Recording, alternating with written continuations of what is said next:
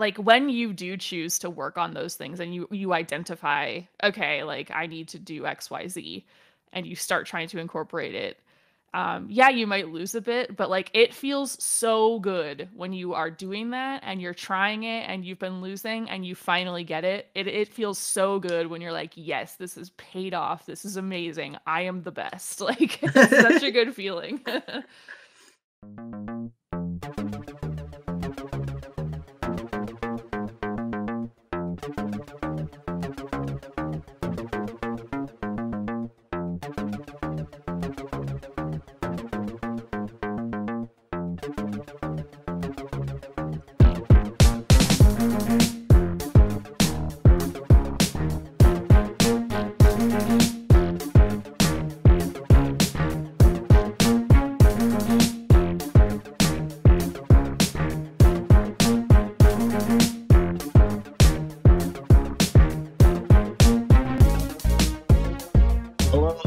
Welcome to the Absolute Guard Podcast.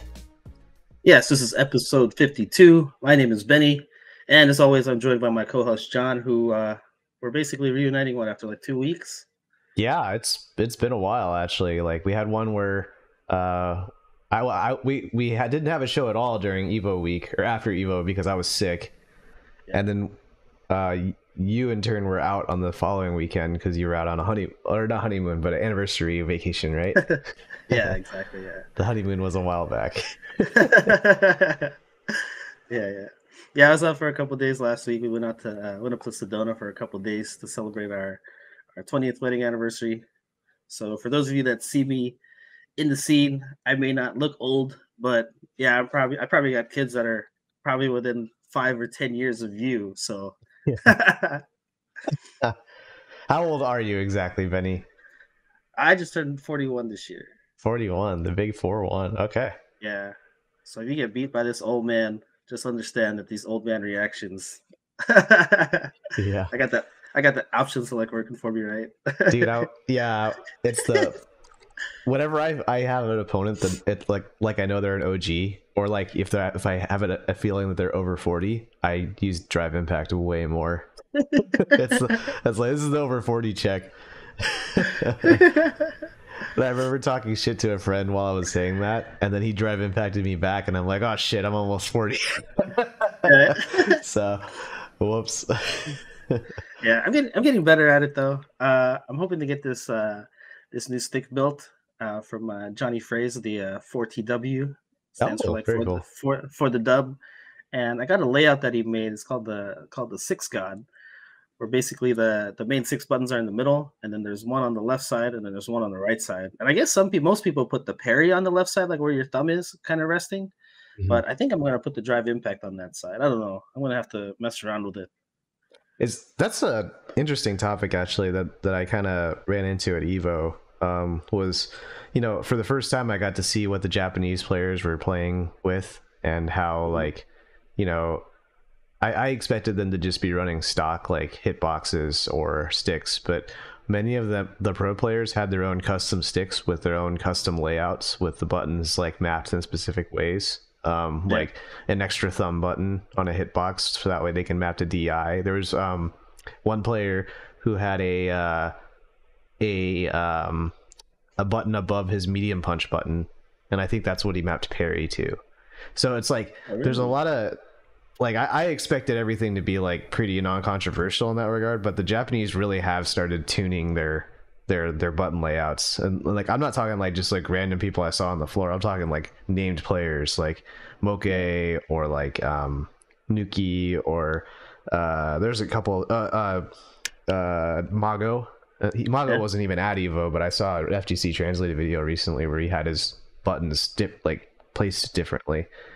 Tokido as well. Tokido had a custom hitbox on top 8 stage, and it showed that like it's like it's the core of it is that like these buttons are closer to where your thumb can reach, and therefore you can react faster to drive impact or react faster to parry. Yeah, and that's pretty strong, I think. Yeah. But, I know. Yeah, I was curious about like what your opinion on that was, Benny, like whether or not that should be legal or if there's anything we can even do about it now. I mean, at this point, I mean, the only thing that's really been illegal is like the SOCD stuff, right? Or Yeah, the binding of, was it two directionals, right? Like we're not allowed to do that. yeah, Uh, but as long as it's like, something that could be mapped in game with the like the default controller settings or the in game controller settings, and it was fair game, right? Like you can bind like throw, you can bind the drive impact button or whatever. You can put that wherever you want, and it's just like at this point, it's just like people are doing whatever they can to get a competitive edge, right? Whether that's, we've talked yeah, about like high refresh monitors in the past, playing on PC, yeah, um, and now you're just taking that to like the physical level because back in the old days, everybody played on the same arcade cabinet, right? If it was a shitty set of buttons and a joystick, then you just rocked with it and whatever. And sure, nowadays, with everybody having their own custom things, like you said, like there's people that were using like the standard hitbox or like a standard, Mad Catz TE or the Quanba or whatever. But lately, there's definitely been a push towards like, I think, especially with six, just towards maybe ergonomics or just wanting to have something that's more within reach, easily, more reactable, especially in a game like this where I mean, talk about it all the time in terms of like the mental stack and needing the drive impact at the last second if possible. And it's just like I see it all the time in my gameplay when I play ranked or play casuals or whatever, and I'm just like, I see the drive impact and like my mhm. fingers there, and like I swear I pressed it, but I'm just that little second too slow. And I'm just like, really? I was just like, I'm pretty sure I was there, but I guess I wasn't. Yeah. In regards to the multiple button layouts and the custom layouts that people have had, Street Fighter 6, you can map L3 and R3. It's like actually in the button config itself. But the problem is Yeah. that if on most sticks that you can buy off the shelf, they don't actually have a button like physically on the arcade stick to actually map to that stuff. Yeah. I mean that, or if they do, it's in a weird spot. Like I had that Hori A-Trap 4 Kai, and they Yeah, had the L3 and the R3, but they were on like on the right side, right? It's not something that in the middle of the game, like I'll be able to feel for and be like, all right, I gotta press this. Like that's not something I'm gonna do.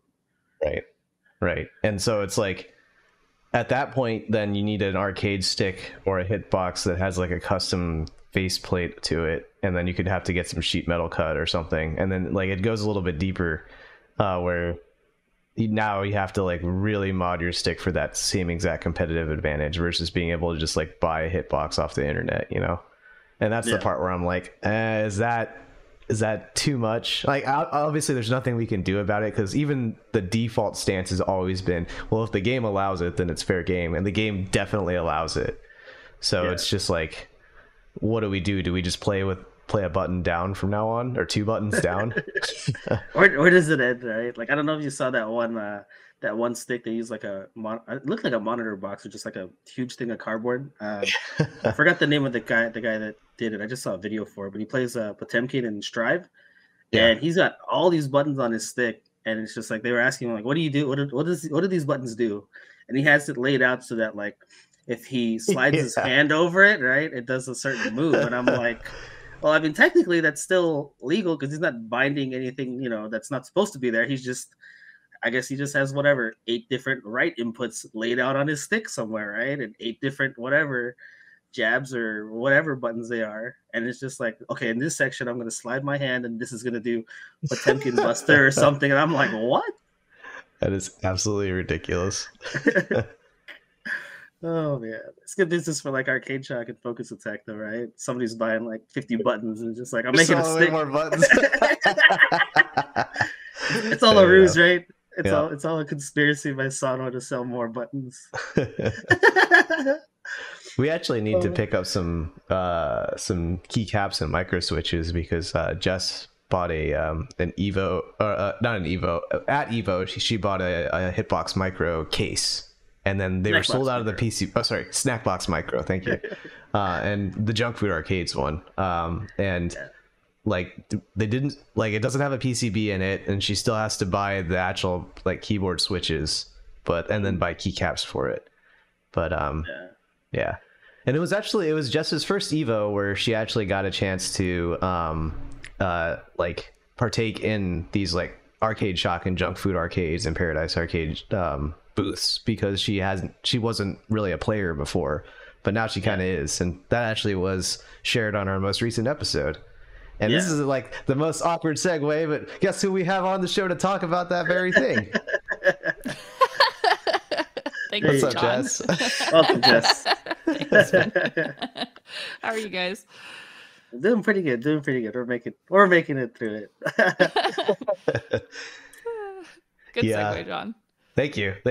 That's not the most awkward thing I've done in the production side today.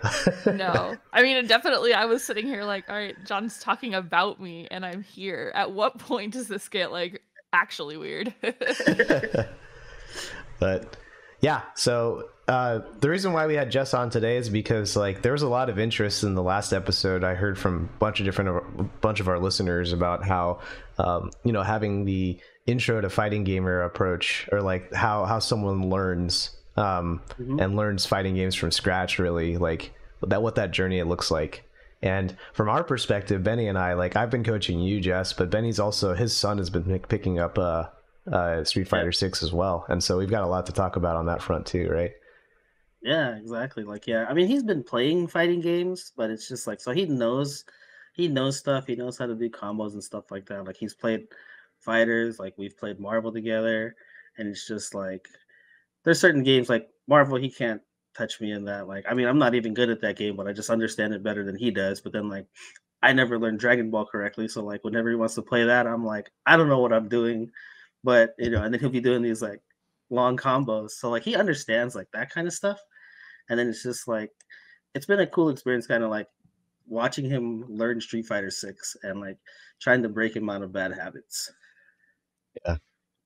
What would be an example of like a bad habit that you've seen G like kind of had triumphed over? So he likes to throw drive impact out a lot. I mean, that's probably like a lower level thing anyway. Like, I don't know how it was like in Jess's experience with like in ranked, but he was throwing out drive impacts all the time, and like they're hitting, especially at the levels that he was at, like in lower silver or whatever, wherever he was at in bronze. And I'm just like, you're getting away with that because they don't know how to deal with that. But eventually, you're gonna hit a wall really hard when you keep throwing that out there, and then people are reacting to it, and then you're gonna take 3,000, 4,000 damage, and then you're gonna be like, I can't do this anymore, and you're not gonna know what to do. So it's something that because recently he had pretty modest goals. Like his main goal, like when he started ranked, was he wanted to play Geef and DJ. And from my initial impressions, I was like, man, Geef is gonna be a hard climb, right? And I was like, DJ looks like I know some charge stuff. We could do some basic stuff with him. And I was like, that's who you should play, right? And then he's been picking up on stuff, but yeah, the drive impact stuff has probably been the biggest habit that I'm trying to break him out of. It's a very dad thing to do, to be like, hey, you're doing this thing. Why don't I explain to you the potential consequences of this action? Because he's just hitting the button. He doesn't know that someone can take 45% damage on a counter DI, right? Exactly. Like, yeah, he just sees the slow motion. He looks at the paint, the spray paint effects when it hits, and he's just like, oh, that's cool. I get a free combo now. And I'm just like, it's like, yeah, that works right now. But you find one person that's gonna just react to that stuff, and they're gonna shut you down completely. Yeah. Yep. Yeah, how about you, Jess? Yeah, what kind of habits have you been working through?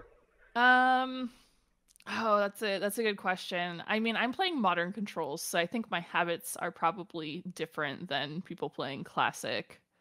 Like one of the things I am really trying to do, like I'm trying to play entire matches without using a single auto combo, for example, to just try to get into the habit of doing full damage combos, because it's harder. It's harder when you haven't been practicing it this whole time, right? Yeah. I also realized I don't use parry as much as I should, so that's like something I'm trying to do more. I also don't do I don't know what it's called exactly, but when you like roll backwards on wake up instead of just like standing up or something. Yeah, I press buttons when I get knocked down, and I'm just like, oh, I did a delayed wake up, and I was just like, I'm not even like thinking about that half the time. So yeah, I'm actually in the same boat. I tend to drum my buttons out of habit when I hit the ground. Just by default, and then I always end up back teching. So like when I neutral tech, it's like a big deal because I'm like, hold my hands back, don't press the buttons.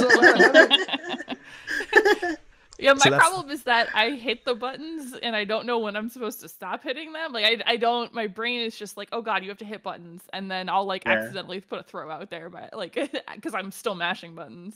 Time. That is something that was worth noting though about is like wake up timing and like the exact like rhythm for the wake up timing. Like Benny, I think you and I both had this issue when we first started playing 6. It was like I was waking up hitting buttons with the timing of Street Fighter 5. And I like, so because of that, I would hit buttons too early because the wake up timing I think was a little bit faster in 5. It was also variable in 5 as well because you back tech and neutral tech had different recovery timings. But in 6, it's the same recovery timings, but it's like slower overall. And there's other like little weird timing things, like if you dashes have more recovery in 6 compared to 5 or 4. And so if you dash and hit a button, nothing comes out because you hit the button too early because you're used to having a slower or a faster recovery dash. So there's like these like internal rhythms of the game that I think are really like everybody has to learn that out of the gates, you know? Yeah.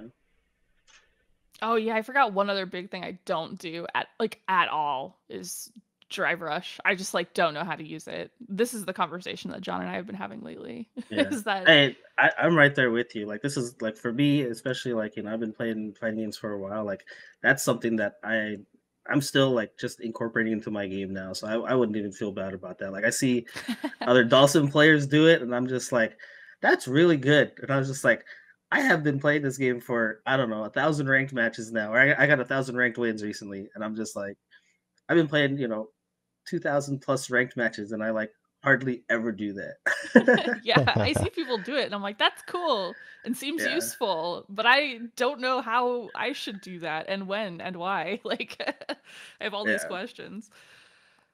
Yeah, I just Oh, go ahead. Oh no, yeah, I was just gonna say like it's a very advantageous position to be in because like I just know just from losing to it a lot, like you know, you see that green, like that's go for your opponent. That's not go for you. Like honestly, like I wish my character would flash red, just so it's just like Benny, don't press anything. And I'm just like, because I have a habit, like I block something and like I just want to jab because that's like my fastest normal. And I'm just like, I want to hit a button here, and next thing I know, I'm getting hit, and I'm just like, why am I pressing buttons right now? Like this is not the time for me to do this. This is like the absolute worst time for me to do this. Yeah, I had to make that transition too, because like really you don't see, or at least my experience was, I didn't really see very many people use it at all until I got to like high gold and like low platinum basically. So I didn't really have any idea how to like what I could and couldn't do when someone drive rushing on me for a long time, where I was like, what is happening to me? I don't understand this. So that was definitely fun. I know a little bit better now. Like I'm the same as you. I always wanted to jab because I was like, okay, I blocked, let's jab, and then I would be like, okay, that's clearly not the answer. Yeah. There's other like little things we take for granted too, like delay tech. I think would be a good example where like a lot of maybe delay tech might be a little bit more advanced, but more like how about this one where your opponent jumps over you and then they miss you, they don't make contact, and then you mash throw, and if you block the cross up or whatever, or they block the jump in, then like you're busy in block stun and your throw doesn't come out. But if they miss, then the throw comes out. Like that happens in every Street Fighter that I know of. But like to the average beginner, they don't know to mash throw during block stun after a jump in, right? Yeah. They don't know what block stun is. I definitely have done that on accident enough, like, but it's like spaced out enough that I'm like, oh, I gotta ask John about that, and then I like don't remember, and then it happens again, and I'm like, oh, I gotta ask John about that. Like that's the tricky part too. Sometimes I don't really know like what to look up either, like what to look for when I have questions about things. Yeah. So I guess so for clarity's sake, so this is like your first like fighting game that you got into, right? Like really like started playing. Yeah, like I guess my very first experience was probably my friend brought over Marvel vs. Capcom 3, I think, to that's a crazy one to start with. Yeah, I had no idea what I was doing though. And I told John I just figured out that I could do fireballs with Morrigan, and that's all I did. And my friend got really upset with me. Like that's literally all I did. Um, and I like beat him in one game, and he was like pissed off about it because he just liked the game. I don't think he was taking it seriously either. So that was like my first fighting game experience, I guess. Oh, that's funny. Yeah, and then I played 5 very, very briefly for like maybe a month. I don't know. Does that sound right, John? Like a month or two? Yeah, I think it's noteworthy that she tried 5 at like season 4, if I recall correctly. So not at launch, but like after the ranked ladder had been kind of stale, and so you kind of got like a kind of a rough first fighting game experience as far as like online matchmaking goes, because the people that were still in bronze 4 years later, like very few matches, like you'd have to wait like 10 minutes between matches or something, and then they'd be like a Wi-Fi player. It'd be somebody who bought the game on sale, just booted it up, didn't know what was going on, you know. Yeah. So Yeah. it was a different experience, I think, than, you know, launch Street Fighter 6 within a month of it coming out, and, you know, 7,000 entrants at Evo. Yeah, for sure. I also did not pick the worst character in the game this time by accident. That was great. I saw Falk and I was like, she looks so cool. Excuse me. Jean was like, she's terrible. I was like, I don't care. And then eventually I was like, okay, I guess she's kind of terrible. Like her anti-air, her buttons for anti-air were like really bad. It was rough. I had a hard time. It's like you mentioned season 4, and I'm just like, the first thing that came to mind was like when fighting games come out on social media, on Facebook, Twitter, or whatever. There's always that somebody that's like, I'm just gonna wait till the championship edition comes out with all the characters. So you were probably running into those people that were just like 4 years too late to the game, and we're just like, finally all the DLC's out. I'll buy this game now. And I'm just like, but now you're like 4 years behind, bro. Like what? Yeah, that's the biggest OS ever. Because then like you hit the same amount of people being like, I don't want to pick up this new game because it's been solved already. Or like, people are too good at this game now. I missed the boat. And it's like, well, you missed the boat because you didn't want because you're waiting for Champion Edition. You don't want to pay for the DLC and the season passes and stuff that, you know. Because you're cheap. I'm just gonna say it. Yeah, it's true. It was Elden Ring actually that got me onto this idea that like buying new games is like a social experience now, where like if you have to play it while everybody else is playing it, so that way you can talk about it, almost like watching a television show while it's airing, you know. Yeah, that's what I was gonna say too. Yeah, Netflix and all this stuff, like there's that whole debate over, do we release all the episodes now or do we do it every week? So that way people are talking about it for the next 8 weeks instead of for like the next week, and like, oh, I just watched Stranger Things whatever part this and I binged it all in 2 days, whereas you want people to be talking about it constantly. Yeah, I'm convinced that that's part of the reason why they've only agreed to do once a year season balance patches for Street Fighter 6. Is it's because it's like, it's probably a pain to get the patch released and get it all tested and coded up and everything, but 2, like, you basically have a shot of adrenaline to the scene once a year, and if you do it too often, then like the scene gets complacent and the game slowly dies. But if you do but if you don't do it often enough, you don't get to take advantage of like, oh, hey, I dropped the game 6 months ago, but they just buffed my character. Let me give it a shot. Let me boot it up again, and then maybe you'll like it, you know? Yeah, exactly. I also feel like it's like 5. I felt like they were reworking stuff all the time, so that was even harder because I was like, I don't even know like what the current state of the game is. That would be my problem. I would just get so overwhelmed before I would even start to try to get back into the game that I'd be like, okay, it's just I don't even, everything's different. I don't know what to do. So yeah, that's my perspective as someone new to fighting games. What kind of things about 6 made you like were more appetizing to pick up compared to 5? Like what keeps you coming back? That's a really good question. I think, like, I will say, I do think that like tools like Drive Impact, they're really cool. Like they are really cool. Even if they have like there's a very simple counter, which is also to Drive Impact, but it's really hype, right? You see someone do it, and then you see someone counter it, and everybody's like, oh my god! Like it's like never not cool. I feel like that's one big thing about it. I also really feel like my soapbox about modern controls is definitely going to be that like you have a much better chance of getting someone interested in your game who doesn't play your genre of game if you give them tools where they can try to learn the game itself and not have to fight against the game before they can actually get to play the game. I think that was Yeah. something I struggled with in 5 quite a bit, was I felt like I had to play against the game for a long time before I felt like I could play some of the mind game or the like the chess of Yeah. Street Fighter. And with modern controls, like I knew going in, I was like, there's gonna be things I'm gonna have to learn. I know that. But what's really Yeah. cool about this is I can just sit down and play, and I can still, like, one of the ways I really like to play is I really like to figure out how people are playing and start punishing them. Like I like to play that kind of like reactionary style. Hmm. And I could do that because I had auto combos available to me to punish things instead of being like, well, I got one button. That's not very much damage. Got to do that like 20 times in a match, you know? Yeah, I think one thing, especially when it comes to Street Fighter, is like traditionally, the classic controls and stuff is it's emotions, right? Or it's charge moves and stuff like that. It's like to somebody that's played fighting games in a long time, like that's second nature, right? But to somebody new, like that's something that you have to learn how to do and do consistently to do those special moves, whether it's the fireball, the dragon punch, whatever, right?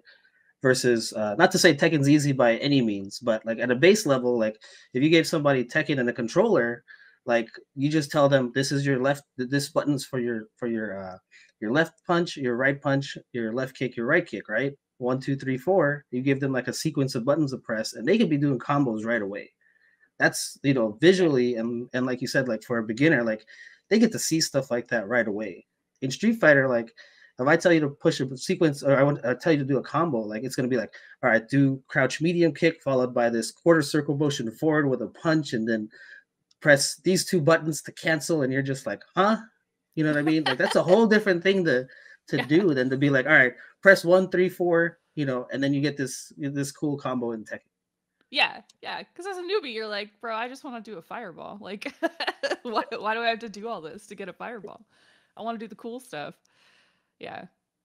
And And like, it is oh, worth sorry, John. noting too that you like for modern you still have to do some fireball motions, right? Yeah, that's what I was going to mention actually, is that I very quickly realized that, oh, the like buttons I have for specials only give me one version of that special. Yeah, that one So, strength. Yeah, yeah, one strength, yeah. So, it really, I think that really started to pick up steam with me when I realized I was like, oh, like there's an overhead ghost and there's a low and there's a high one.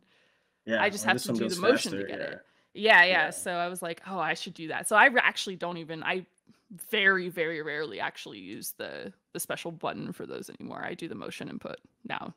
So Nice. I did learn. It's just it was nice to not have to do that right at the beginning of the game where I was like, no, I just want to play the game, you know? Yeah, And that's kind of like the unique spot that you're at now where like just to recap for our viewers, you started at rookie level, and then like you placed into rookie, and then from there you kind of grinded your way all the way up to platinum with JP, and that's when you ultimately like competed at Evo for in your first and got your first couple tournament wins. Put that in So heavy quotation marks, yeah, competed. so we are talking to a platinum level player, right?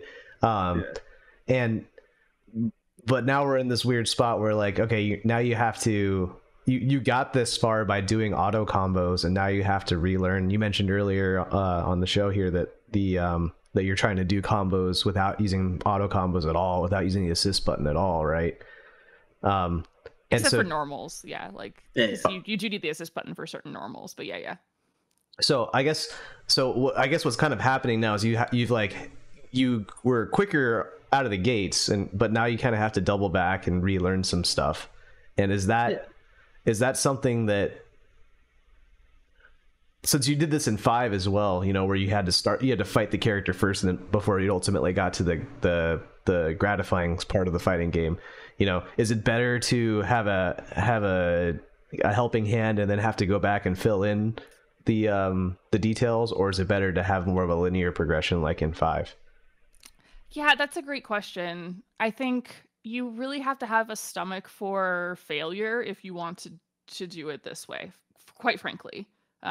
Which I still think is a very important thing to learn in any fighting game, honestly, Yeah, because you're gonna have to learn how to lose. It's yeah, gonna happen. yeah, But yeah, you have to be willing to accept what your successes are, like how far you've gotten, and then realize if you want to go further, you're gonna have to lose a bit. Like you're gonna have to go back down a bit before you're gonna get better again. Which is, Yeah, I guess, like a classic plateau thing anyway. When you're learning anything, right? You kind of yeah, tend to hit that plateau, and you're gonna have to learn a new skill or new something, and you're gonna be worse before you're better. yeah, And I think that's just a really I think people need to expect that type of thing. Like you don't get around that just by having modern controls. If anything, it's actually like it's not front loaded anymore. It's kind of middle loaded almost. yeah. I could see that. That makes sense because like I mean I don't know. Every time I think of like deficiencies in my game and things that I need to improve on, like I always look at it as like, well, I just have more to learn, and like my ceiling is just getting higher, right? Yeah, yeah. Like I've hit a certain floor, and like you said, like plateaued, and this is where I'm at right now. But if I want to ascend or I want to level up, I got to add something else to my game right now, and like Mhm. that's been like real kind of a slow progression for me. And it's been, it's helped playing John and a bunch of our other friends and stuff like that, getting more games in and just seeing like, okay, this is where I'm lacking. And I don't necessarily look at that as a negative. It's just more like I just have more stuff to work on. It gives me more stuff that I just look at it. I just kind of look at it as like I'm not even in like my final form. Like I can Yeah. be better than I am now. And like you said, like I see my progression. Like I'm happy in a lot of ways with seeing like how much I've improved from when I started. But at the same time, I'm just like I have a long way to go, and there's still a lot more that I can do to be better. Yeah. No, I I totally agree. I think this is kind of an issue with gaming as a whole, where you have a a win loss state in any game, right? And Hmm. like in single player games, we're actually conditioned to let that be a representation of our skill. So like if you fail at Dark Souls or something, you could have gotten good, you know? Like you need to Yeah, you need to learn how to play the game. You need to learn how to fight the boss, you need to learn the boss's patterns, you need to learn your patterns, stuff like that. But yeah, in a 1v1 fighting game where you're playing against another human, um, you know, the win loss state is also dependent on like matchup and like how well you know the matchup, how well your opponent knows the matchup, how easy it is at specific levels that you're at. Maybe Geef could be this terrible at high levels, but he could be a scrub killer if someone doesn't know how to jump out of a command grab, right? And so like hmm, there's all these different things that come into play that factor into the end state of winning and losing, that it's actually really difficult to gauge progress solely by winning and losing. And so you get people that are like, hey, I practiced this new thing, or I added a new tool to my toolkit, and my win loss ratio is still so much, it's worse because I'm overusing it and getting punished for it or something, right? And it's like people, I think, measure their progress so much by winning and losing that they get blinded by like the little micro goals of being like, hey, I was able to execute this new tool that I have, or I was able to use drive rush for the first time, which is I think the next plateau that Jess is going to hit here. Or use drive rush strategically, right? And you may get killed going for it, but just because you lost the game doesn't mean it wasn't still a kind of a win, Right. if that makes sense. yeah. Yeah, because you learned something. Right. Yeah. Exactly. Yeah, like Yeah. I've started using Drive Rush more myself, and like there's also been kind of a secondary thing too because like a lot of people like the Drive Impact, and I like the Drive Rush throw. So I've been catching a lot of Drive Impacts and throwing them, and I'm Yeah. like, I could have been doing this whole time, and I'm just like, here I am like eating damage, and I'm like, I should have just been doing this the whole time because then I get pressure and I get the opportunity to punish stuff like that. I mean, there's still things I'm going to lose to, but it's just like, yeah, it's just kind of opened my eyes to like a whole other layer of like my offense and like how I approach things. Oh man, you know what's next, Benny? Drive What's that? rush float. No, I've Dead been, serious, hey, dead serious. I've been, They're gonna try to tech the throw after you drive, yep, after they see the green, and then you're gonna float above them and come down yeah. and kick their No, ass. that's what I've been doing. So I started mixing it up, right? Because everybody started teching my crouching medium drive rush throw. So I was like, okay, I'm gonna stop early. I'm gonna float and like then I'll do something else. Maybe hit him with a normal, and Yeah. then I'll walk up and I'll throw you. So I'm throwing off their timing. So like that's already like something else that's been added to my offense that I've been pretty happy about because I'm like, okay, this is adding something else entirely to like what I do, and yeah, because like I noticed like I can be very autopilotish when it comes to comes to playing sometimes. And you know, it's sometimes it's hard to break that habit, especially if somebody keeps falling for the same stuff. And like, I mean, you know, there's always been that kind of school of thought. It's like, well, if it's working, then you know, do it until they figure it out. But at the same time, I'm just like, I don't want to sit here and just be like, okay, this I'm going to keep doing this. It's like doing throw loops. It's just like, yeah, I might win this way, but it's just like, am I really like improving at the same time? It's just like, you know. Yeah. No, that's how you get those like ranked monsters online. And honestly, like I'm watching Jess play through ranked, like I kind of saw this where, you know, people have a set game plan and they're going to execute that game plan regardless of what you do. And like that flow chart that we're talking about, like they don't actually, if it's a conversation, then it's as if this person is just saying shit and not listening to a word you have to say. Right? Exactly. It's one-sided. Yep. And so at that point, you just build out all these different like game plans and strategies to counter that stereotype. Because if they're going to keep throwing rock over and over and over again, then you just figure out what paper looks like and you use that to counter and you move on. Right. Yeah, I get a lot of one and dones that way because I'll figure out what someone's doing and then just punish them over and over, and they're like, "Well, I don't want to play this," and I'm like, "All right, cool." Do you have an example of something that like you like ran into and then you figured it out mid match, Jess? Yeah, there it wasn't that long ago. There was like I was playing against a jury who was just trying to do like the jump in cross up like over and over, like just jumping over me over and over to get the cross up on the jump in. And I was like, okay, I'm not very good at movement on stick, which is one of the reasons why I'm trying to like learn leverless, because I find it way easier. But so I was having trouble dealing with it like movement wise, and I was like, I have an air throw though. I wonder if that will work. And I must have air thrown this jury like 6 times in a row, and they just like gave up. I was like, all right. Yeah, I'm notorious for being a very kind of slow to adapt to people. So like a lot of times I'll lose the first game, or I might even get steamrolled like the first round, like really bad. And I just kind of look at it and I'm just like, okay, I kind of know what you like to do. And then after that, like, you know, like you said, like you figure them out and you kind of shut down like what they like to do. And like I was actually playing earlier today and I had a couple one and dones for that because of that. Like they just completely almost rolled me. I think I had one guy that got a perfect on me, and I'm just like, okay, I got you. And then I beat them to the first game, and then they just leave, and I'm just like you don't want to adapt too? Like that's part of the process, right? It's just like, you know, oh, your tricks didn't work anymore. Like that's no fun. Yeah, no, I agree. I mean, like I also sat on a cabinet one time with someone who was clearly way better than me, just to like see if I could figure out how to get in on them or like how to do anything. And I think at one point I did take like a round, and I was like, okay, cool. Like I'm learning some things. And then they like proceeded to still destroy me. But I don't know. I like that challenge. And I think if you're not looking for that challenge, you're kind of missing out on a big part of what the appeal of fighting games, in my opinion, at least.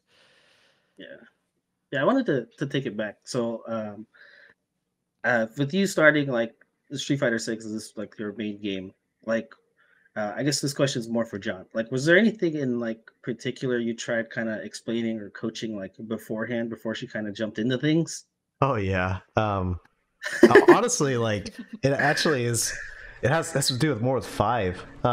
With 5, I tried to be as like prescriptive as possible to what I thought was the ideal beginner experience, and so I was like, play Cammy, learn crouching medium kick into spiral arrow, and then learn how to like I just like gave her a list of combos, and I told her what character to play, and then she didn't take to any of that because it wasn't any fun, right? Like I kind of and like it gave me the realization that I'm like, oh, I learn a very specific way, but that doesn't mean that's how Jess learns, or like you know, there's an optimal way in my mind, but the optimal is actually more just like it's optimal for me, but not necessarily optimal for everybody else. And so I'm kind of like motivation was the big thing that I learned, is that like, okay, if you're too prescriptive or you're too controlling over like how someone learns the game, like they're not going to feel motivated to do it. They have to have that natural curiosity, and that can come from so many different sources, like the character that you play, fascination with the engine, the fact that Drive Impact looks so cool. You know,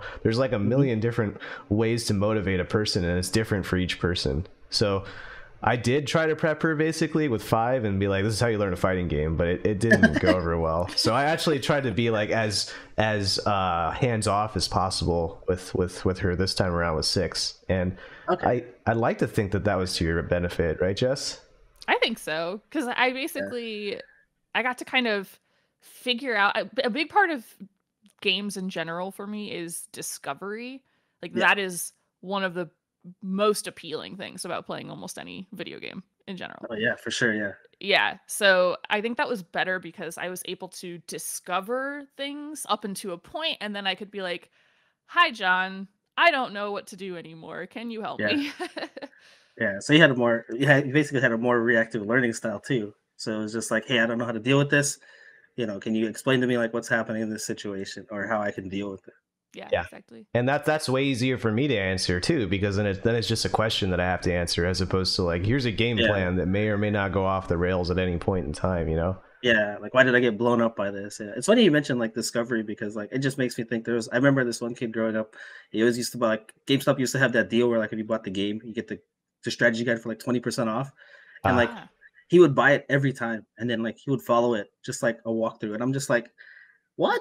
I was just like, you don't want to like figure stuff out on your own and like find a secret wall that you can like put a bomb against or something like that. You want to figure out these puzzles by yourself. You just want to like something that holds your hand through the whole way. And I was just like, why do you even play games? Like you might as well just like watch movies or something. Cause like that's like the whole fun of it is like figuring stuff out. I'm actually that guy where I will go and watch a YouTube video or something about like just show me the best way to max out the gift guide, the gifts in World Tour, so I don't have to figure it out, you know. But that's different. That's like World Tour though. I mean, I don't know. Yeah, I'm talking about just like games in general, like just Zelda or something like that. Like I bought Baldur's Gate recently, and it was the same deal. I watched a YouTube video on how to best optimize the class that I was in at the start, and I'm just like. Because and like for how that translates to fighting games is I'm like, okay, so I have a thing that's not optimal. I will just go on the internet and I bet somebody else found it already, and or I'll like watch somebody else's replay and be like, oh, they figured this out. It's probably really good if they're doing it at this level, and so like it's a lot of like the ability to shortcut to the optimizations and then just use like rather than having to write the cards. Just play the cards, you know, figure out what the best cards are and then play those cards as opposed to having to, you know, carefully construct and draw the art and figure out the cost and stuff like that. Well, I mean, it's like you said, everybody's got different styles of learning, right? Yeah. And it's just like, I know one thing from like our group chat is like Old Man River Jeff will say, hey, you should watch F Champ stream, Filipino Champ stream to learn about how to deal with this matchup. And like honestly, like I haven't even watched the stream probably for more than an hour. And like, yeah, he's one of the top Dawson players, or you can even say let's see, Mr. Crimson, right? Yeah. Two of the best Dawson players, but I don't watch their streams. Like it's not that I don't want to necessarily learn from them. It's like part of the fun for me is like discovering stuff, but then also it's like I don't want to overwhelm myself with information at the same time. Because then I feel like maybe I'm not going to implement other things, or maybe I'll be hyper focused on doing this one thing that I saw and, probably lose a lot in the process too. So I'm just like, what am I doing? Like there's not necessarily like a guideline or like a way for me to learn that way. The other side of it is like the problems that F Champ is having to solve in his matches on stream are different than the problems that you have to solve on stream, right? Or on your stream rather, or when you're playing ranked, because you're playing, just bluntly, you're playing at a lower level than he is, right? So people are doing different things, and they may be more unsafe and more wild things, but they are different things, and F Champ's not going to be running up against that, so he's not going to be able to show you how to beat that. He probably knows because that's how he got to that level, but it's not what's shown on the stream. And so like I think it creates this streaming culture and the idea of like watching the top players, like everything that I was harping on about earlier. It does create this problem where you get that person, and every scene has this person where they're like, I can hang with the top players, but I just get beat by these scrubs at the lower levels. Like I just get randomed out so easily, right? And in reality, it's because they watch and they comprehend all the top tier gameplay, but they never went back and filled in the gaps on the lower level stuff, how to beat the cheese. And I think that that's kind of like the strength of just climbing up the ranked ladder on your own and doing that self-discovery. Is you have to figure out those, you have to figure out how to beat the cheese first, and then before you can start adopting all the top player stuff. But people want to shortcut that by just watching streams, and then they start feeling entitled to it, and it's just like I mean, that's a fighting game thing too, right? Is like you see these combos and like people want to do these combos, but it's just like I never get to, like, I've even seen it on Twitter, and it's just like I didn't get a chance. You didn't give me a chance to do my jump in, and I'm just like, what do you mean gave you a chance? It's like, if I see you jump in, I'm gonna anti-air you. That's my reaction. I'm not gonna let you jump in so you can do your cool combo. It's like I'm trying to stop that. And they were getting, people were getting frustrated. It was just like, oh, well, I didn't like this game because I couldn't. People play defense too much or something like that. And I'm like, what? I was like, that's part of what you have to figure out. Yeah, I often feel like that's people's gripe when they're, because I play JP, right? And yeah, I get the impression from a lot of people that it is boring to play against JP because like the whole point is you're trying to lock them down, right? I'm like, I know, I want to not let you play. That's my goal. Yeah, exactly. Which sucks. Sorry everybody who's ever played me. Hey, when I see a Geef, like, I feel sorry for them. Like, I mean, there's still ones that beat me, and all the credit to them. But I was like, I know that matchup's hell if you're playing Dawson or JP. So I'm just like, this sucks. But I was just like, I don't want you to be anywhere near me. Like, if you're within like that first round start range right there, like, I want you there and beyond. Like, anything else, like, unless it's on my terms, like, I don't want you there at all. So another, like, just to shift topics here briefly, another thing that you mentioned earlier, Jess, is that you're like interested in switching to leverless. And I think it's worth sharing that, like, when you first started playing 6, I think you actually started on pad, right? Yeah, I did. And so I think, and then you switched to stick, and now you're on hitbox. And so I'm kind of curious about, like, what's your impression from a beginner standpoint? Like, what's your impression of those 3 different peripherals, and why did you land on hitbox at the end? Yeah, I mean, I definitely think a lot of this is a me thing too, right? Like, I won't say this is universal for people. So I think for modern controls, I actually would venture to say that pad is probably best because the trigger is very easy to just hold down to get your assisted combo or assisted buttons. That is the weakness, I think, of like stick or hitbox. Yeah, traditional buttons. Yeah. But like one of the big issues I had was I felt like I couldn't be precise enough with like blocking. Like blocking was a big issue for me on pad. And going from like crouching to standing blocking, I would constantly get like jump, or I would just get crouch and no block. Like it didn't matter whether I was using the like thumbstick or the D-pad. Like I just had a really difficult time with that. And I was like, okay, if I can't block reliably, that's gonna be a problem. So that's when I switched to stick because that is what I had tried playing in 5, and I was like a little bit familiar with it. But then again, I mentioned before I was having issues with movement. Like I have a really hard time dashing, and I have a really hard time with the down motion for like a lot of like JP's spike and stuff like that.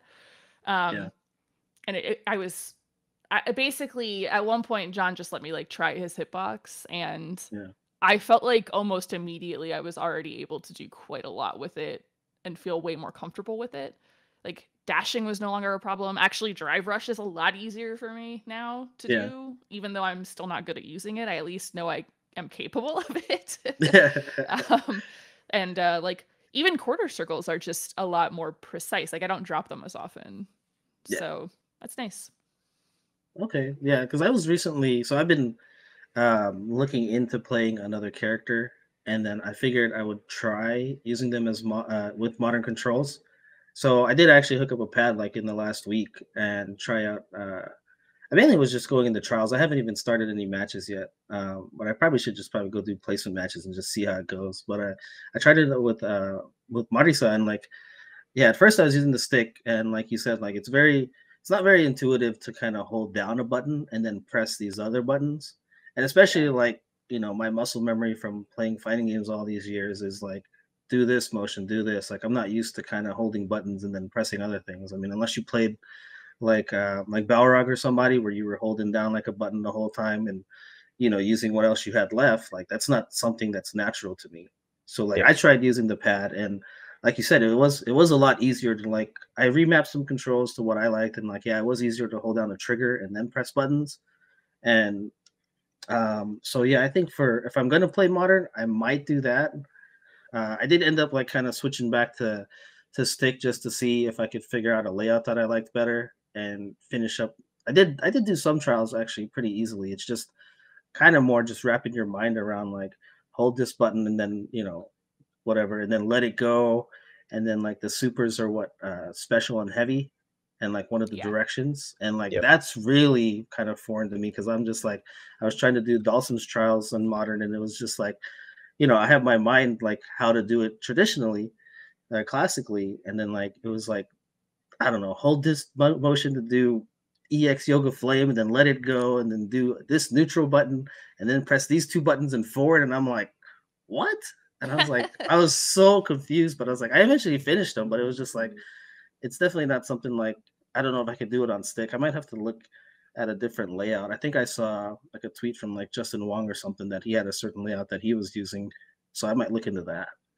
Yeah, I definitely swapped my layout a couple of times too before I finally like settled on one that worked well to hold a button down. Like that was my main problem with the default layout on stick. Mhm. My like hand would start cramping because I was holding down a button with my ring finger. It was terrible. Like I don't think the default layout for stick is very good. Yeah. Just strictly from that perspective. But I think my layout now is kind of fucked up, so I gotta try to figure that out. Yeah, like the latest layout that I see people using is like light punch or light punches, and then instead of medium punch, it's like assisted combo. So that way you hold it Oh, down with your middle finger instead. Like there's all Yeah, these I like can see that. weird like the arcade sticks and hitboxes I don't think were made to have a button constantly held down. Like as much as they're like Yeah. they're in older games and stuff too. Like it, that was actually like my big deterrent from playing modern too. Is like after Evo, everybody was just like, "Oh, modern Chun, right, John? Modern Chun's great, right?" You know, like one of our locals even lost to modern Chun in bracket, and it's like, yeah, the character's really strong, but like, man, it's so much to unlearn. Like, if anything, I think as a Chun player, I'm more disadvantaged than somebody who doesn't know how to play the character, because like it's just it's too weird, like to be able to be like, oh, I have a bread and butter combo that requires me to use crouching medium punch, and now I have to like hold two buttons down to press it, and it's like, and it's a link, so I'm like, I have to link with two buttons, and I don't like that, and it's just I have to relearn all my combos, and at that point I'm just like, what character am I playing? yeah. Yeah, that was part of my reasoning for trying out Marisa first, is just because like I didn't want to play like Ryu or Cammy or somebody that I kind of even knew like basic stuff for. It was like, let me just try one of these new characters and just I don't have any muscle memory for like what she's supposed to do or how these combos are supposed to work, so I'll just start with that, and I think that helped me out in that sense with like trying to figure out like how to play her. But I think eventually, like it's almost like Jess said, like I'm gonna hit this wall where I'm gonna be like, I want to start doing more damage or whatever, and I might get away from that. Like I don't know. I don't know how far I'm gonna take that because it's just like I'm kind of curious. Just like I think I should just jump into play some matches and just kind of see what happens. Yeah, I feel like that's kind of part of the fun. See how far you Yeah, get. Yeah. yeah, yeah. If anybody looks at my CFN profile, it's kind of all over the place because it's like you got Dalsum here with like I don't know, maybe a 50% win rate right now that's master, and then you got like Bronze Geef or something in there, and then you got DJ in there that my son's been playing. So somebody's gonna be like, "What the hell is this guy doing?" But like, it's not me. It's not me. I'm And trying to leave. I've left those characters alone just for him to play in rank. So like, you're you raking see, in those kudos then because of it. You're yeah, leveling up Yeah. multiple characters. yeah. You see DJ in ranked in my name. That is not me. I'll tell you that right now. We are That is at a not me. unique phase, like as far as like the timeline for Street Fighter 6 goes, where Evo is now over, and like I know that a good majority of our scene took a break after Evo. Like Mhm. even like a lot of the people that were there, but like just in general, the Discord was a little bit quieter, and now I think people are starting to like come back from their breaks and like are experimenting more. Like you said, you're experimenting with modern, Marissa, Benny, and like I feel like now's the good time for just other people to pick up other characters. This is the time to try it out, because now that the big major event of the year is over. Well, I say that, but then CPT West is this weekend. Yeah. I don't know when the right time is to experiment, but I've been having fun playing some Ken recently. Not well, but I might take him to try to bring him to Master or something next. Ken's been one of my demons. I have a hard block against them. Just when I play certain just Ken players in general. Ken and Honda. It's because my experience with Ken players has been like they just never stop hitting buttons, so which is sometimes challenging. At least at my level, I'm like, oh man, they just go. Yeah, I think I need to record one of my matches because like I was looking at the side like where it shows like the counter hit and stuff, and I swear that thing was just like scrolling, and I'm just like, bro, I was like, I'm getting hit all the time. I was like, I don't know what I'm doing anymore. So Ken and Honda for Benny. Jess, do you have any problematic matchups or matchups you think you have a hard time with? Yeah, I do have a hard time with Cammy. I still haven't like reliably figured out how to Cammy deal with Cammy. Yeah. Yeah. That's the one that stands out to me. And then like Blanca, I don't know what he can do because there's like almost no Blancas. At least none playing where I'm playing. Gotcha. Okay. So yeah, I'm always like, weird. I don't know what to do here. Yeah, I'd put Cammy up there for me too. Like, I don't know what my win rate is against Cammy, but like, I honestly, like, nothing against the people that have beat me. Like, all credit to you because you're whooping my ass. But like, I honestly feel like people are just like face rolling the controller sometime, and I'm just like jab, jab, jab, jab, throw, fierce throw, and I'm just like 3 neutral jumps in a row, and I'm like, what are we doing here? Like, I don't even know how to counter half of this stuff. But again, that's to me, and like I'm eventually gonna get over that hump. So you guys better be ready. I have a hard time with Cammy too. It's just like I think all 3 of us have to play this way. That like you just have to react to whatever she does, and she has like 5 different ways in. Yeah. I agree. Yeah, it's just like I mean I think I tweeted about that recently too. It's just like the corner in this game is brutal, man. It is so tough to deal with. Yeah. But at the same time, like I can't be mad because like I've put people in the corner and like especially like Kimberly because she doesn't have a reversal or JP, and I'm like looking at them and like they can't get out, and I'm like that sucks. But I was just like, hey, I'm on the receiving end of this like all the time, so I was just like, let me have some fun. And yeah. I wish I had a throw loop. I don't get that. The whole if I put somebody in the corner, then I get to have fun. No, when I put someone in the corner, it's just as stressful because I can't throw them. It sucks. Yeah, I'm jealous. I don't have a throw loop. I have ways to get my throws. I don't use it if there is one. You're unless you don't even know it. I told you like. Unless I figured it out on my own, but I was like, I don't know. I have my own ways to get throws off. I think he might have to drive rush. Actually, no. I think he just gets walk up throw. I think Dawson can just throw and then throw and then throw. And if they wake up with a button, Benny, like you can't like you throw them out of the button. But his walk is so slow. He's like a freaking like decrepit old man. You seen him walk? He does that thing with his arms. Like I was walking people down. Like it's funny. You throw a fireball with Dawson and it's so slow, and people will just walk back. Right? If they don't parry it. A lot of people will just walk themselves into the corner, and Dawson's over there walking slower than shit. He's just like, and his arms are just waving, and I'm just like, are you really being walked down by Dawson into the corner right now? Like, well, yeah, I mean, after you throw them in the corner and their back is to the corner, then like that's what everybody's throw loop is. Once they tech backwards, they can't do anything about it. They just got to eat whatever you throw at them next, and then you float, and blow them up. Oh man.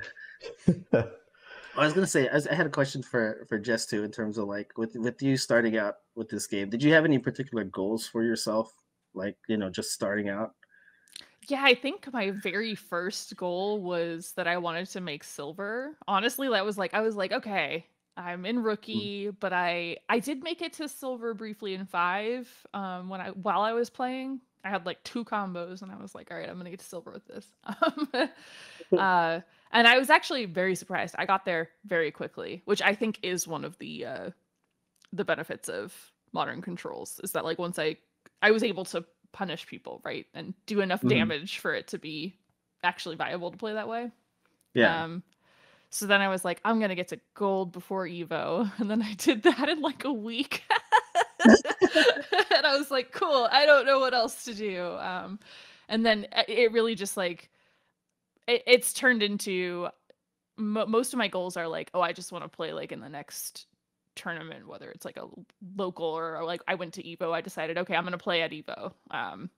That's gonna be terrifying, but I'm gonna do it, you know. Yeah.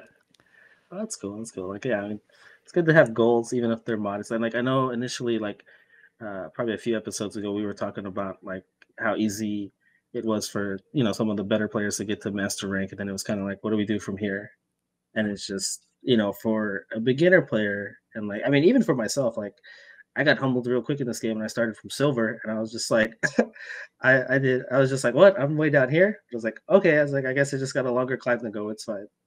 And that rank progression, it's just like, I know a lot of people are just like, oh, it's meaningless or whatever, but I mean, I love seeing that thing go up. I was just like, oh, I'm at this level now. I'm at this level now. Yeah, yeah. I feel like it's really easy to write it off as like, oh, well, it's not real or whatever, which to some extent is true. Like people do play very differently. My experience now is that people do play very differently online versus in person. Oh yeah. But I don't think it's completely useless. Like it's not a completely useless experience to play online. Oh no, no, Because not at all.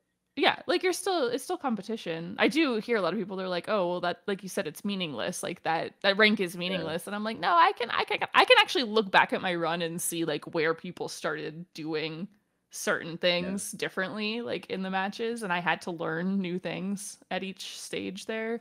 So Yeah. yeah. Yeah. I mean, it's like John said, like you have to, you have to learn to fight through the cheese, and it's just like, what better way to do it than to do it against some of these online people that are just, all offense and don't know how to Yeah. play defense or have like a particular kind of like script or setup that they do all the time. And then you figure that out, and then all of a sudden, like, they don't know what to do anymore. Like I was playing, I was talking about Ken. I was like, I'm playing a Ken player, and every time I would float, like the first couple of times, he would do the run up, the drive rush or whatever, run up and dragon punch me, and I was like, okay. So I just started to bait that. Instead of floating, I would normal jump because that way I could react, teleport to what he was doing. So next thing you know, what do I see? I see him do the same thing. He's dragon punching in the air. I'm teleporting to the other screen, the other side of the screen, and I'm kicking him out of the air. And I'm just like, okay, now what are you gonna do?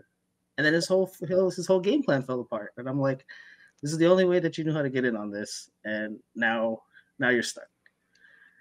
I feel like if you don't ever learn how to beat that cheese and learn how to like, pick apart a game plan and then just stick to the counter to it, like Benny just mentioned, you end up being that one guy in the scene that like, do you guys remember that meme where it was like a tweet from somebody in the fighting game community and they were like, mentally I'm master. Yes. You're that guy. You're like, like you may be able to watch F Champ's streams and be able to replicate the combos he does, but if you can't deal with the cheese, that's how you get the mentally I'm mastered. Yeah, that's like an old guy option select too. It's just like, I know what to do. It's like my body won't allow me to do it, and I'm just like, what? Like, get out of here, man. I have totally said that before, though. I have been like, oh man, my body doesn't move the way it used to. That's disappointing. That's happened to me. Like I've seen people in social media talk about that too. It's like, oh, I have. I mean, maybe my everybody's situation is different, but I was like, I have a wife and kids, and they're just like, oh, I have a job and I have this and this, and that's always a thing, right? And I'm just like, yes, and like so do pretty much everybody else, right? Yeah. Unless you're like a pro and you're like an influencer, you're a streamer, like everybody else has a 9 to 5. Everybody else has stuff they do outside of this. It's just like, how what's the word I'm thinking of? Like, how productive are you with your training time or your playing time, right? Are you just logging online and just dragon punching your way through ranked, or are you trying to like figure things out? Yeah. Also, like, how much are you prioritizing it? Like, I think that's an important thing that people don't want to admit is like, if you play, an hour a week, don't be mad if you don't make it to master anytime soon. It's fine. It's fine if that's all you want to play, but like recognize that that's kind of what you're going to get out of it, I guess. And oftentimes, like that's like the going back to the coaching thing. A lot of people, I think, will ask you for advice. Like at least when you get to like a level of play where like people are like curious about like what you think about the game and stuff. Like they'll ask you how to make them better, I guess, in a lot of ways. And oftentimes you can kind of smell it on them, just like, oh, it's because you don't actually want to put in the time and you want me to tell you like the shortcut to it. And I don't have that. You just need to play more. Yeah.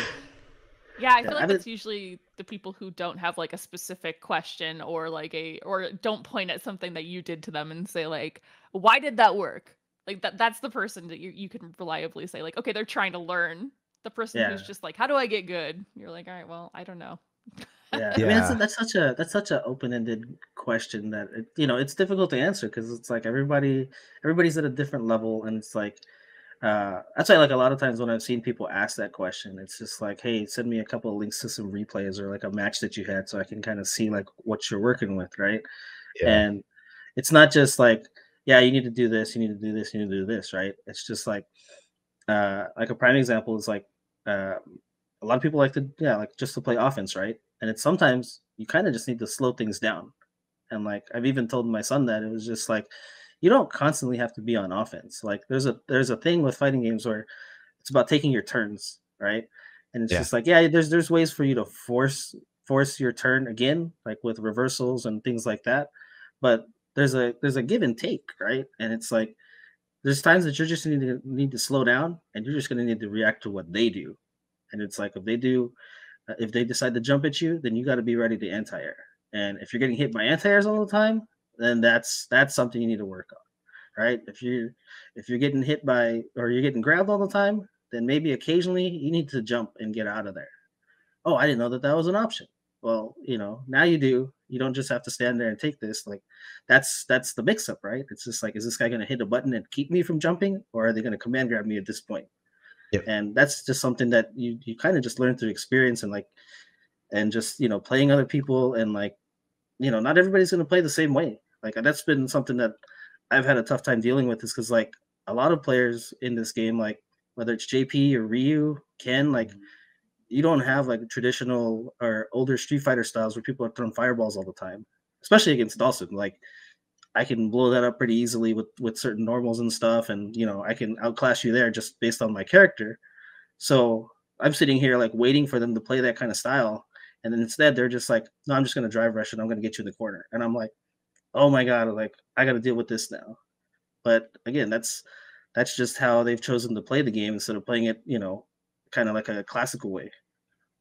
Yeah. It's that one-sided conversation that we were talking about earlier, right? It's just when they don't give a shit and you're going to have to just figure out how to beat that regardless. Right. Yeah. I also feel like one of the things that I've done, it's probably like one of the most painful experiences that you're going to have, or maybe uncomfortable, is watch your own replays. Honestly. I have like caught myself doing some really dumb shit watching replays, because when you're playing the match, you don't necessarily have the capacity to like remember all those decisions that you made. You just make them in the moment and then they're gone. And watching the replays, this helped me be like, why did I do that? I need to not do that. I need to make sure I don't do that again, Yeah. And like keeping on the theme of like improving as a beginner, like I also think that like the idea of just play more is like a valid thing, because a lot of times when people don't play, it's like when they don't play the ranked matches, right? A lot of people have different reasons for not playing ranked matches. It could be time. It could be, responsibilities like the family that Benny mentioned and whatnot. But sometimes it's just like people don't want to play because it's not fun. And you have to think about like why it's not fun to lose. And I think that actually is a bigger deterrent for fighting games as a genre, is that when you lose in a 1v1 game, it's like shoved into your face that you lost. It tells you outright you lose. So it's not like, hey, I was part of a team that lost and it wasn't me, it was my teammates. It's like, no, you have to face that loss head on. And I think that being able to really take that, digest that, and turn it into something constructive, like replay analysis, like what Jess said, it allows you to actually learn more than if you are busy, only trying to win and taking that failure state or success state based solely on whether or not you're improving based on the W or the L. It's so it all kind of ties together is what I'm trying to say. Is like the reason why I think a lot of people don't play more is because they don't like losing. And if you don't like losing, that's a bigger problem than just, hey, I need to learn how to this frame trap. It's more of like it's a mindset shift, I think. Yeah, I agree.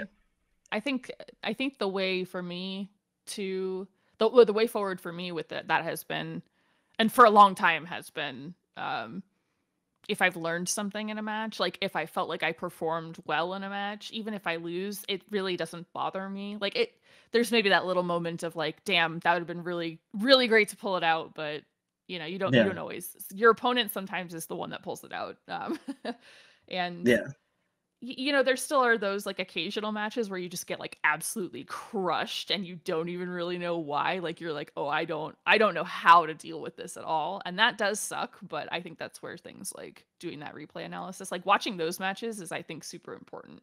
Just, it sucks. Yeah. Like I was going to say, I post a lot of content on like Instagram. It's basically just been like my gaming clip thing for like the past couple of years. So like anytime I play ranked matches, I local record like automatically. Just, it's like whatever the Windows command is, like Windows Alt R. And I local record those matches because that way I don't have to go through CFN and try to find like where it's at.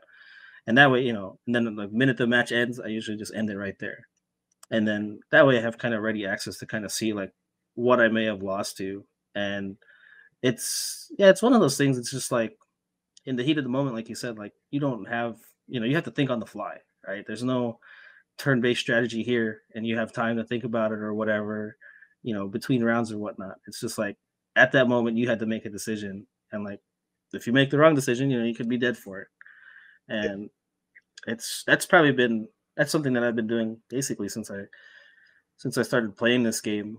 And like, there's definitely been situations where I talked to Saber, to Scott about it in terms of like, man, there were situations where I could have won this game, and he's, and then sometimes it's just simple reminders. He's just like, when you make this decision, like you have to have something in mind as to like a conversion, or what are you doing if this hits, right? Don't assume that this isn't going to hit. Like if this hits, like what are you going to do? Because there was a situation where I was playing this Kimberly player, and I got like the last hit and like a juggle, and like if in that moment I remembered that I could super off of it, I would have won the match.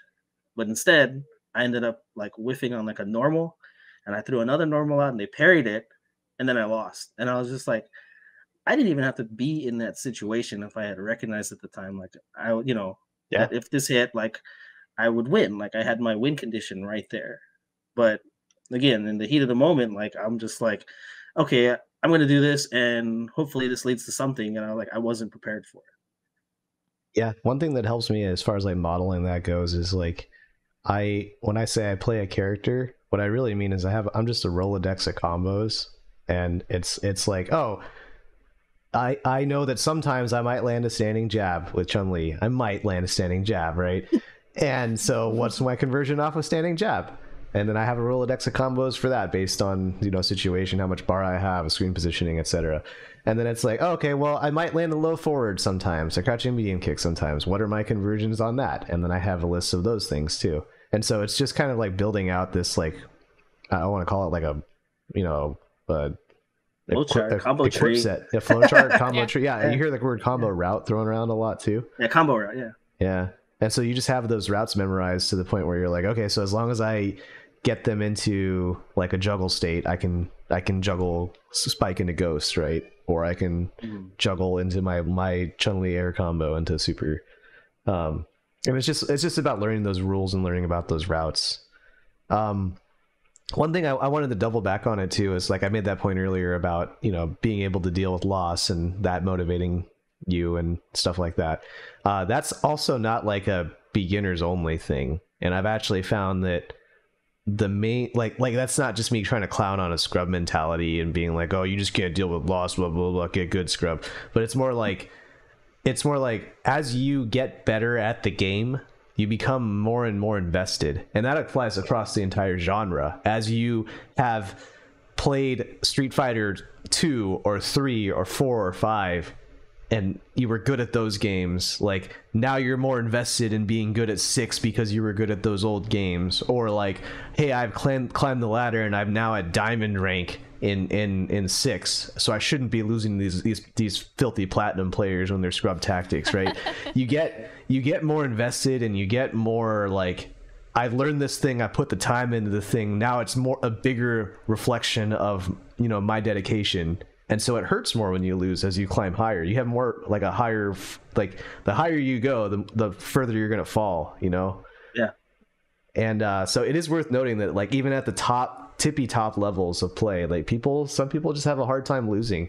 And it's just how do you push through that and motivate yourself past that, I think. Yeah. I think that's why it's so important to build that skill when you are new, though, because the stakes are so much lower when you literally have no idea what you're doing. It's just so much easier to be like, okay, well, I just don't know what I'm doing yet. When you're like brand new. So it's like, oh, go ahead. That's a good point though. Like have you experienced any changes in like how bad you want to win as you've gotten, you know, climbed the ranks from rookie to platinum, Jess? I think it depends. I try to, when I'm going to play, I try to figure out what my goal is going to be for that session. And I think that helps a lot, because if my goal is, okay, I just want to play a bit and I want to just try to climb and ranked a bit, then I'm going to play a little differently. I'm going to play a little more safe. I'm not going to try a bunch of things that I'm not super comfortable with yet, to give myself the best chance of doing that. Because then I think it's easier to you lessen the risk a little bit, so it's a little less like scary. Because and then other days I'm just like, okay, I'm trying to anti-air as much as possible, and I'm probably gonna lose a lot because I'm only trying to like make sure I anti-air, but like that's really important. I need to get better at that. So like yes, I feel like the stakes have gotten a bit higher, and like I do want to. Like, I feel like my drive to win is a bit higher, but I try to be really, like, conscious of that and then decide, like, what am I trying to do today, so I don't, when I'm trying to practice anti-airing, get upset that I'm losing, if that makes sense. Yeah. No, just like, yeah, my mentality always when I go in is like, I saw when I got the master, or the recent update with the master rank stuff is they put that master rate in where you started at 1500 points or whatever, right? And then like, what they call it, like the elo system, basically, John. And yeah, so since then, like initially I was kind of hovering around 1500. I think I went up a little bit, and then things kind of normalized out, and I hit a bad streak. I was close to like the 1300 area, and I was just like, man, I'm terrible. Like I'm losing like all the time. And now my goal is to kind of get back to 1500. I think I'm like 1450, and it's kind of like leveling itself out. But at the same time, like you said, like there's kind of a mixture of me like trying to incorporate new things into my game. So like while I'm trying to win, at the same time I have to like be realistic about like, well, I'm trying to do these new things that, you know, I've never done before and I'm not super confident about. And it's like I'm probably gonna drop combos and it's probably gonna cost me games because of it. And it has. And it's been frustrating, but at the same time, it's like this is part of that leveling up process that I gotta go through. And I gotta be okay with like losing and like, you know, and I think the biggest thing for me is just kind of understanding why I lost. So it's like if I drop this combo, I know it's an execution thing. So it's like, okay, I need to work on doing this drive rush cancel into this move instead. Like if I finished it, I would have won, right? And you know, it's a lot easier for me to kind of recognize and kind of rationalize like why I'm losing if I understand why. And like I try not to, like I said, I have a mental block against Ken and Honda, and like when I run into them, it's like, yeah, I lose probably the majority of the matches that I've been playing lately, and like I try not to make it, you know, try not to have like a negative attitude towards it and be like, oh man, it's because it's Ken. Oh, it's because it's Honda. And it's just like, no, I just need to be better about how I deal with things and with my decision making. And it'll make things a lot easier. Cause like even like yeah, when it came to the Honda thing, I was asking John would joke about it with me because I played Honda for years and Yep. he's like, oh, this is this is for all those years that you were killing people. And here I am now, like getting killed by Honda. And he was like giving me tips on like you got to control the horizontal space, like because I noticed, and it was that was actually like the perfect advice that I needed because I noticed that I was basically kind of running away and I was floating and I was trying to avoid like headbutts and everything else, and I wasn't establishing that horizontal space at all. Like I was giving that to him, and he was walking like every Honda I was playing was just walking me into the corner because I was like, okay, I'm gonna float and I'm gonna react to whatever you do, and I'm gonna win this way. And then I would just get blown up. And I'm like, then when he was like, yeah, establish the horizontal space, throw fireballs, like that's your area to control, and then react to everything else. And that's helped me a lot. It's good then. Good to hear, man. Well, plus, oh, sorry. Oh, go ahead. I was gonna say, I think one of the key things I like left out of that too that you reminded me of, Benny, was like when you do choose to work on those things and you identify, okay, like I need to do XYZ, and you start trying to incorporate it.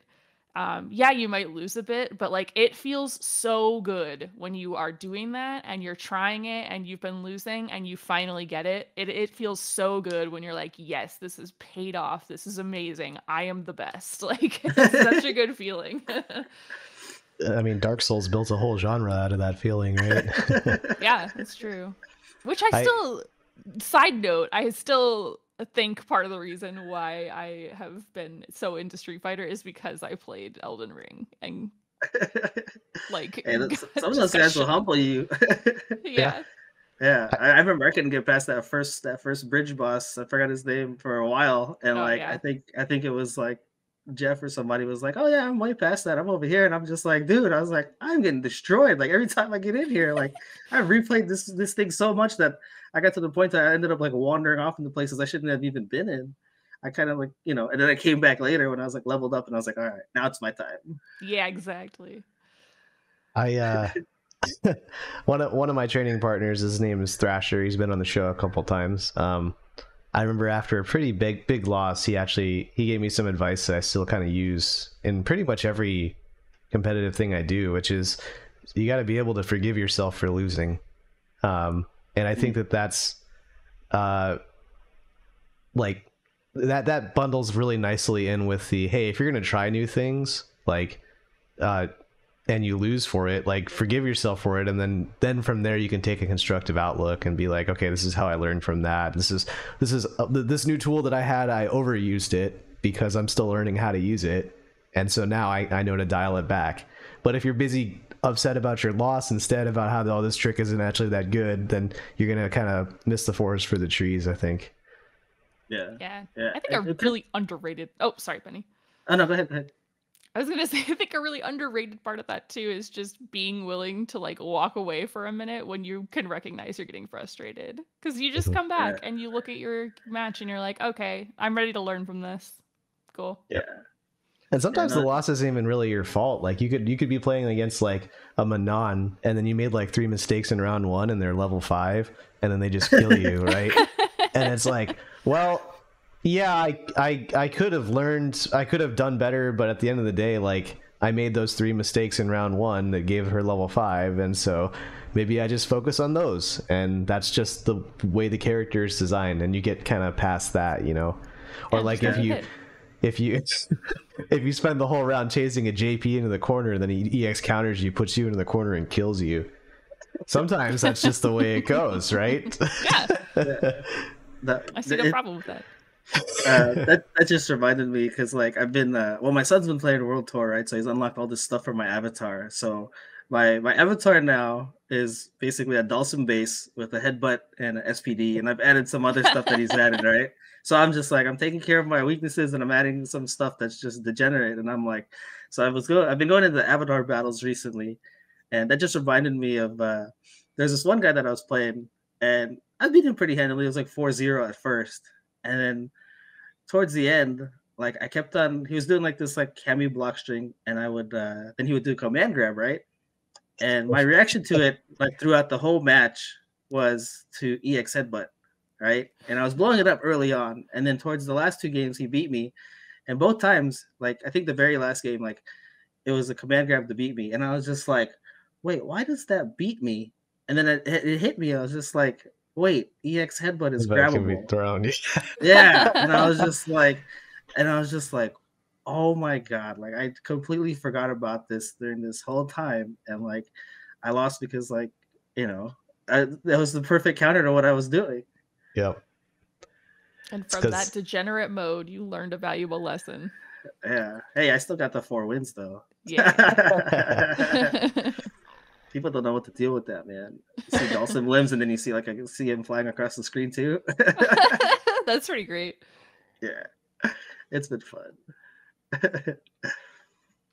Oh, I'm very happy that you're playing Street Fighter 6, Jess. I think that one thing that I remember talking to you about was like, I'm obviously we're soon to be spouses, and I'm like, okay, she's playing this to like get closer to me and enjoy the same hobbies that I do, and I'm really grateful for that. So thank you very much. I know, but I will continuously remind you. I think once I reach the point of I'm gonna go compete at Evo, it is definitely not all about you, John. I've taken to the game, and now I'm having a lot of fun with it. So I'm going to this local. Like, wait, there's a local? Yeah, that happened. I saw you there actually, buddy. Game on, Game on without John.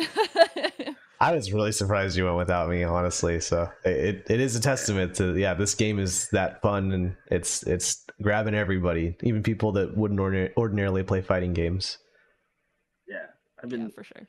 I've been losing a lot lately, but I'm still having fun. And it's just like, again, like I think it's for me just trying to have a positive mindset and understanding why I lose. I think it's probably like the biggest beginner advice I could give anybody is just because like, if you can rationalize why you lose and not just, put it on the game or put it on the character that you're playing against and actually like put it on yourself and check your ego, then, you'll go a lot farther understanding that and knowing how to overcome that.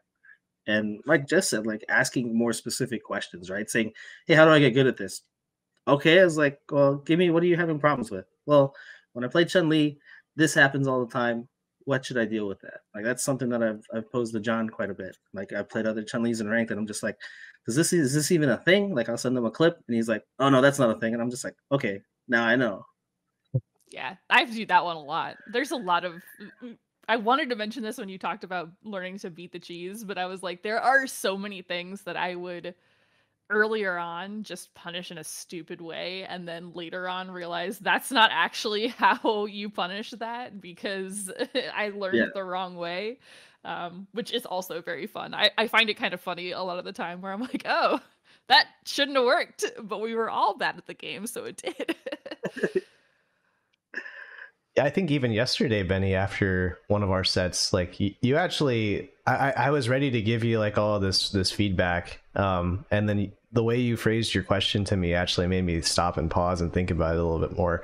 And you asked me, is there anything that I did that was on the right track or really strong or really good? And I brought up that like you're using float really well, and I thought a little bit more about that because a lot of times like when I give feedback, I'm like, kind of bluntly, I'm like, this is why you lost, and you're doing, this is what you did wrong. But I don't ever really stop and think and talk to people about what they did right. And I think that there is something like that kind of ties back into a lot of the conversation we've had today, where it's about kind of like acknowledging your wins despite the loss, acknowledging that you found something that worked. And then that can go so far as to actually, when you communicate with your opponent, your opponent can even convey that to you. So I think that's actually a really constructive way to have the discussion, and it's kind of reframed how I want to give advice in the future. Yeah. Well, I mean, like, because like even since the game launched, like you've been basically walking over me this whole time, and like I mean I don't there's not a set that I've won. I think I maybe took a game, if that, in this whole time since this game launched in 3 months, and like I don't ever look at that as a negative. Like if even like I play Jeff all the time, and like I made a post about that. Like my win rate against Jeff particularly was atrocious. Like I was like under 20% winning, but then like I compared that to how I was playing against people in ranked, and I was like, all the stuff that I've been losing to him, like I don't necessarily lose. Like there's always gonna be situations, right? But there's a lot of things where I've figured stuff out, and it's just like these other players, like I kind of just look at them and just like, oh, you're not doing the stuff that he's doing, or I know how to deal with this because I played this matchup so much. And I mean, yeah, even the same thing like yesterday, like even though I didn't win the game at all, like I felt that there was opportunities where I was just like, I'm doing things that normally like I would just get blown up for. Like I was getting throws in, like I was doing other things, and I was just like, wait, I'm actually like taking off someone's life bar now. Like I'm not just getting walked over this whole time. So yeah, and it's about kind of creating those micro goals, and then finding new things to try, and then being able to execute those things, and then not being distracted by the actual outcome of the match. Yeah, exactly. Like I mean, yeah, there was one round where I was just like, everything I did was like almost on point, and I was just like, man, this was a really good round. And then like you won the next two, and I was just like, damn, I didn't win the game, but I did have that good round. And, that was a really good round on my part, though. Cool. So just kind of on our way out here, Jess, do you have any like final advice that you would give to beginners that are learning fighting games for the first time? That's a really good question. You have good questions. You're such a good interviewer, you guys. It's like you have a podcast or something. I don't know. It's only episode 52. Yeah.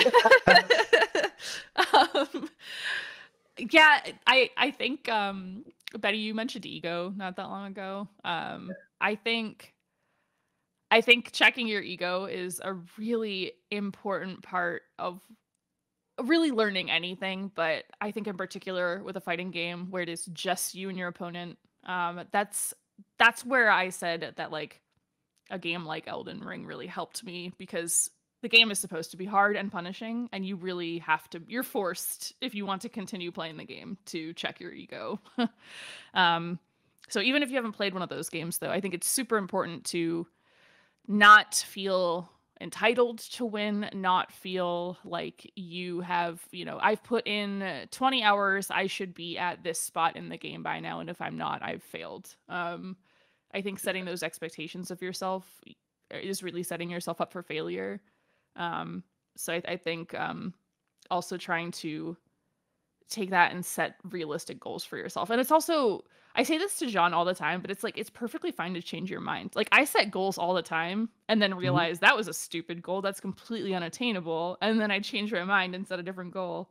I think reevaluating and doing that, I think that that'll give you a healthier relationship with the game overall, and like keep you playing it instead of you just like crashing and burning and never coming back to it. Yeah, exactly. Well, yeah, that brings up a good point too, because like I said, when I started my placement match, right, I was put in silver with Dalsum, and it was a little discouraging because I was just like, I felt like I was better than that. But I was like, if this is where the game thinks I am, then that's fine. I'll just work myself up. And like my initial goal was like, I think I could get the diamond. And then I think, yeah, John even commented on it. It was just like, no, I think you can get the master with if you kind of just work on the right things. So like I set a pretty modest goal, I thought, because I was just like, I just felt that wasn't attainable for me at the time based on how I felt about the game and how I was progressing. And it was just like, well, I'll set this lower level goal for me because that's kind of where I feel I'm at.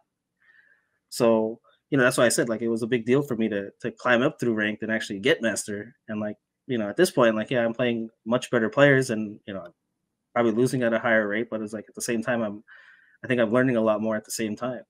And it's funny, like we've been bringing up Elden Ring, and like it makes me think about like I don't know if this has ever been put in a fighting game, but like when you play like some of those hard games and it's just like basically you've been getting your ass kicked for the last 2 hours. Do you want to lower the difficulty? Like what would Street Fighter say? Like would it be like, are you sure you still want to keep playing this? Like I thought about that. I'm like, when one of my friends is complaining and it's not constructive, I always mean to ask them. I'm like, have you considered playing modern controls? I was gonna say they should say, have you considered playing insert competitor's game here? Like, have you considered playing Tekken? Have you considered playing Dragon Ball Fighters? That will really piss people off. You keep dropping your combos. Are you sure you don't want to switch to modern? Like, hold on. It's like the paper clip from Microsoft Word clipping. I would love that. You've been getting wrecked recently. Would you like to switch to modern? Yeah. You don't take any throws. You know we have this in the training mode, right? Like, hold on. How pissed do you think people would get? I love that. That might actually be a good gameplay design. Be like, hey, you've lost the last couple games to throws. Would you like to see the tutorial level? Because everyone just complains about tutorials. They're like, oh, fighting games don't have a good tutorial, blah blah blah. But they put them in and nobody uses them. So give them their like raw stats. Like you've been thrown out of the or into the corner 357 times.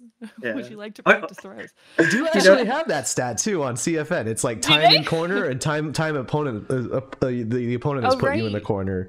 Yeah. And that's actually a really strong stat. I think we're onto something here, guys. Capcom, see that makes me think too, because like at the end of the ranked match, you have the option to quit, you have the option to custom room to practice against your opponent's character, right? So it's just like you've just lost to the last 8 camis you played. Do you sure? And then you just highlight that part where it's like go in the training room against this character. It doesn't even do quit as default. It does go to the like train against this opponent option. It's like train against Cami now. Like you turn Street Fighter 6 into an Asian parent. You sit in training mode and you grind it out. You grind out all the die kick situations now. That'd be funny too. Like it actually puts the game scenario, like it shows like the drive rush into this normal, and it's just like you keep pressing buttons here. Stop. Yeah. And then it does highlight your character in red, like you wanted, Benny. It does it in the training mode. Oh, it does do that? I didn't know that. No, I'm just saying that's. That'd be awesome. It does actually. If you're negative, it'll flash red. That's true. Yeah, you can turn it on. You can turn it on, but that's the problem. Is all that stuff's buried under those menus, and the UI is bad in this game. I will say those menus are overwhelming at the least. Yeah. Every time John wants me to do something, I have to be like, "Can you walk me through this?" Well. Why don't we call it here? You can find us on Twitch at twitch.tv/Spiral Series, YouTube at youtube.com/Spiral Series, and on Apple Podcasts and Spotify under Absolute Guard. And if there's one thing that y'all have learned today, it's that mentally I'm Elden Lord. Okay, did you come up with that? Yeah, I was sitting on this for pretty much the entire show. Yeah, okay. Oh, man. All right. GG's, everybody. Have a good night. All right, later, guys. See ya.